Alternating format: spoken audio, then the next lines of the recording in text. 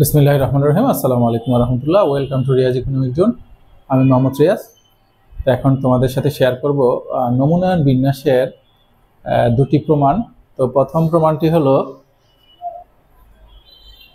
প্রমাণ করো E X bar equal to mu, অথবা প্রমাণ করো mu X bar equal to mu. অথবা প্রমাণ ছাড়া আমাদের এটি এইভাবে প্রশ্ন আকারে আসতে পারে যে গড়ের নমুনায়ন বিন্যাসের গড় বের করো। দ্বিতীয়টি হলো গড়ের নমুনায়ন বিন্যাসের ভেদাঙ্ক বের করো, অথবা প্রমাণ করো sigma square x bar equal variance of x bar equal to sigma square by n. তো আমি এখন এই দুটি প্রমাণ তোমাদের সাথে ছোট ছোট নোটের আলোকে ইনশাল্লাহ শেয়ার করবো। আশা করি তোমরা বুঝতে পারবে। অর্থাৎ এই প্রমাণ দুটি খুবই সহজ, খুবই ছোট। তো যদি আমরা বেসিক জিনিসগুলো জানতে পারি তাহলে সহজ, আর না হলে ছোট জিনিসও আমাদের কাছে অনেক কঠিন মনে হবে। তো আসলে আমরা ছোট ছোট নোটের আলোকে প্রথমে প্রথম প্রমাণটি করাবো এবং তারপর দ্বিতীয় প্রমাণটি করাবো। তো আমাদের প্রথমত এই চারটি প্রতীক সম্পর্কে জানতে হবে এই প্রমাণ দুটি গড়ার জন্য।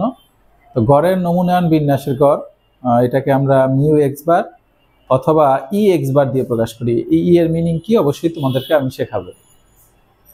গড়ের নমুনায়ন বিন্যাসের ভেদাঙ্ক, এটাকে আমরা সিগমা স্কোয়ার এক্স বার অথবা ভি এক্স বার অথবা ভার, ভার মানে হচ্ছে ভ্যারিয়েন্স, এটির মিনিং আমি লিখে দিব ভার এক্স বার। এগুলো সবই একই জিনিস। সমগ্রকের গড় এটা হচ্ছে মিউ, এবং সমগ্রকের ভেদাঙ্ক এটিকে আমরা সিগমা স্কোয়ার দিয়ে প্রকাশ করি।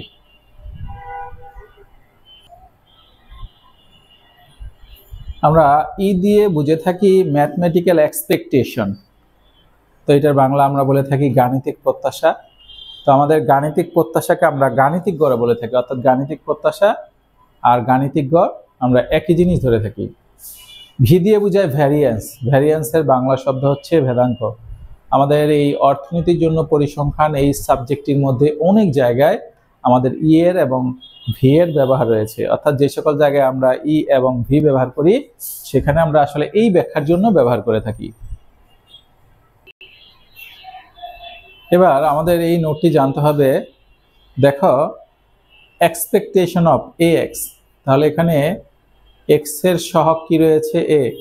এখানে এক্স হচ্ছে চলক, চলকের সাথে যে স্থির মানটি গুণাকারে থাকে আমরা তাকে সহগ বলে থাকি।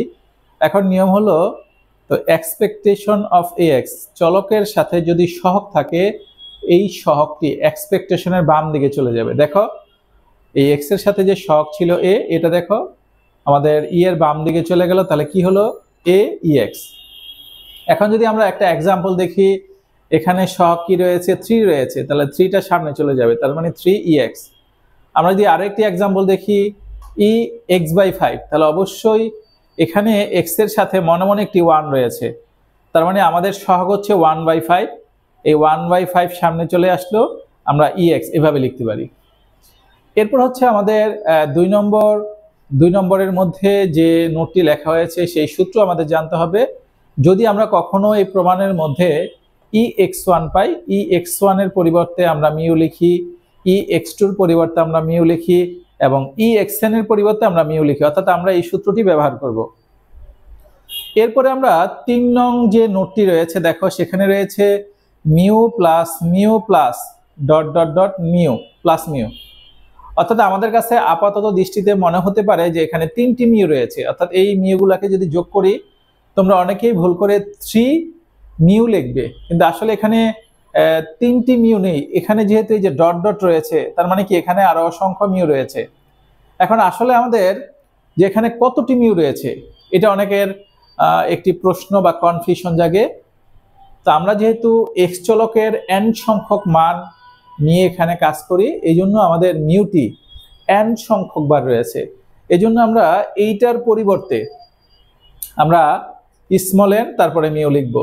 কখনো যদি আমরা এখানে 3 মিউ লিখি তাহলে ভুল হয়ে যাবে। অনেকে যুক্তি দেখায় যে এখানে আমরা 3টি মিউ যোগ করেছি, কিন্তু এই যে দেখো এখানে ডট ডট রয়েছে, তার মানে কি এখানে আরো অনেক মিউ রয়েছে। এই জন্য আমাদের এইটার পরিবর্তে আমরা n মিউ এরকম একটি সূত্র লিখব। এবার আসো আমরা এই সূত্রগুলোর সাহায্যে এখন আমরা প্রথম প্রমাণটি করব।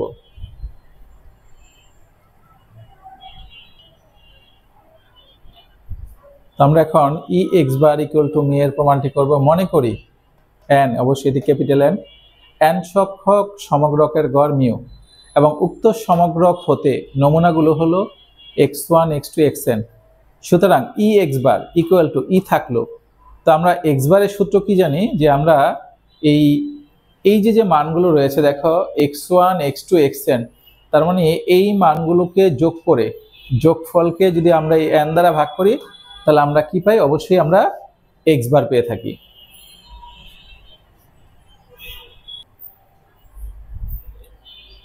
আমরা এর পরের লাইনে যদি যাই, দেখো নিচে n রয়েছে, তো উপরে আমরা একটি 1 বিবেচনা করতে পারি। তাহলে আমরা সহগ, এগুলো হচ্ছে চলক x1 x2 xn, আর সহগ হচ্ছে উপরে একটি 1 আর নিচে n, 1/n। তো আমরা 1/n কে ই এর বাম পাশে নিয়ে গেলাম, সহগটাকে বাম পাশে নিয়ে গেলাম, তাহলে কি থাকে ই x1 plus x2 plus dot dot dot xn। এই যে দেখো এই পার্টটুকু থাকলো। এরপরের লাইনে 1/n থাকলো, আমরা যদি ই দিয়ে ভিতরে গুণ করে দেই তাহলে x1 x2 xn প্রত্যেকটির সাথে ই দ্বারা গুণ করা হয়েছে, তাহলে ex1 ex2 exn। এরপরে আমরা কিছুক্ষণ আগে সূত্রে দেখেছি ex1 মানে হলো মিউ, ex1 মানে হলো মিউ,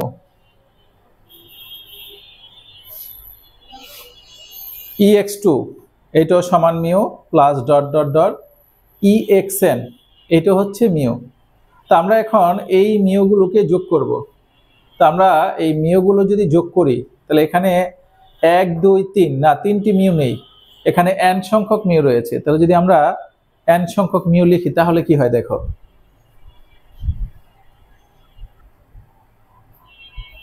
তো এই 1/n এখানে থাকলো, তো mu plus dot dot dot mu, এটার পরিবর্তে আমরা লিখতে পারি n সংখ্যক মিউ, অর্থাৎ n মিউ।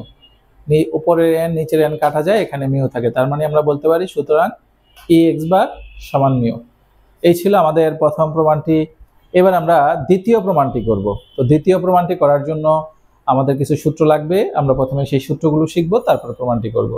তার মানে এই প্রমাণটির জন্য আমাদের প্রথমে যে আমি সূত্রগুলো দিলাম, দেখো এখানে অবশ্যই এই প্রমাণটি করার জন্য সেই সূত্রগুলো ব্যবহার করা হয়েছে। ওই সূত্রগুলো তোমাদের যদি না জানা থাকে তাহলে প্রমাণটি ছোট হলেও তোমরা বুঝতে পারবে না। আশা করি এবার বুঝতে পেরেছো। এবার আমরা ভ্যারিয়েন্সের কিছু সূত্র পাবো। লক্ষ্য করো, ভ্যারিয়েন্স অফ ax, তাহলে এখানে x এর সহগ হচ্ছে, এই সহগটা এই ব্র্যাকেটের বাইরে চলে যাবে। তো সহগটা যখন ব্র্যাকেটের বাইরে চলে যায়, এই সহগটা বর্গ হয়ে চলে যায়, তাহলে এর বর্গ কি দেখো a স্কয়ার, তার মানে a square variance of x। আমরা যদি একটি এক্সাম্পল দিই ভ্যারিয়েন্স অফ 2x, তাহলে এখানে x এর সহগ কত 2, এই 2 বর্গ হবে 2 square variance of x, 2 square করলে আমরা 4 পেয়ে থাকি, 4 variance of x। Variance of x/2, মনে মনে উপরে একটি 1 রয়েছে আর নিচে 2, তার মানে 1 দিয়ে স্কয়ার করলে 1ই হয়, আর নিচে এই 2 এর উপরে স্কয়ার থাকলো। আমরা এখানে 2 যেহেতু পজিটিভ সংখ্যা, এখানে আমরা ব্র্যাকেট ইউজ করলেও পারি, না করলেও কোনো সমস্যা নেই, কিন্তু যদি নেগেটিভ সংখ্যা থাকে অবশ্যই আমাদের ব্র্যাকেট ইউজ করতে হবে। তার মানে 1/4 ভ্যারিয়েন্স অফ x। এরপর আমাদের 2 নম্বর সূত্রটি, যদি আমরা ভ্যারিয়েন্স অফ x1 পাই, এটার পরিবর্তে আমরা সিগমা স্কয়ার বসাবো, variance x2 sigma square, variance xn sigma square. এরপর হচ্ছে আমাদের 3 নং সূত্রটি, যদি আমরা sigma square plus sigma square plus sigma square এরকম পাই, তাহলে আমরা বলতে পারি যে এখানে 3টি সিগমা স্কয়ার নেই, এখানে n সংখ্যক সিগমা স্কয়ার রয়েছে। তাহলে অবশ্যই আমাদের দ্বিতীয় প্রমাণটি করার জন্য এই 3টি সূত্র কাজে লাগবে। এই 3টি সূত্র যদি আমাদের জানা না থাকে তাহলে আমরা অবশ্যই প্রমাণটি বুঝতে পারবো না।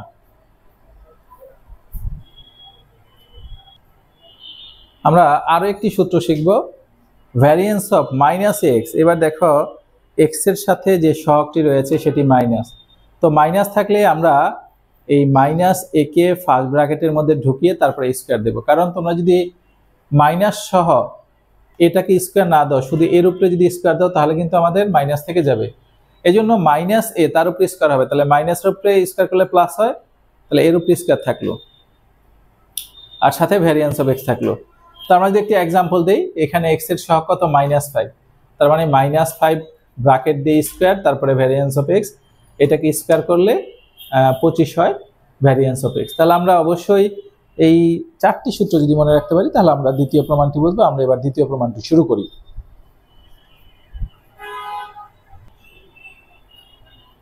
তাহলে আমরা প্রমাণ করি variance of x bar equal to sigma square by n.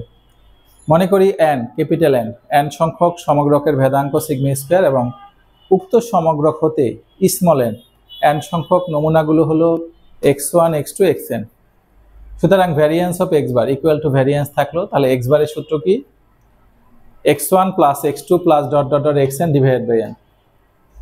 তো এখন দেখো উপরে মনে মনে একটি 1 রয়েছে আর নিচে n। তা আমরা যদি সহগকে ভ্যারিয়েন্সের ভি এর বাম পাশে নিয়ে যাই তাহলে অবশ্যই সহগের স্কয়ার হয়ে যাবে। তো 1 ডি স্কয়ার করলে 1ই হয়, আর যদি n ডি স্কয়ার করি এই n স্কয়ার হয়। তাহলে 1/n স্কয়ার হলো, তারপরে variance of x1 plus x2 plus dot dot dot plus xn। এই 1/n স্কয়ার থাকলো। এবার আমরা যদি ভি দিয়ে গুণ করে দিই, vx1 vx2 এবং ডট ডট ডট vxn।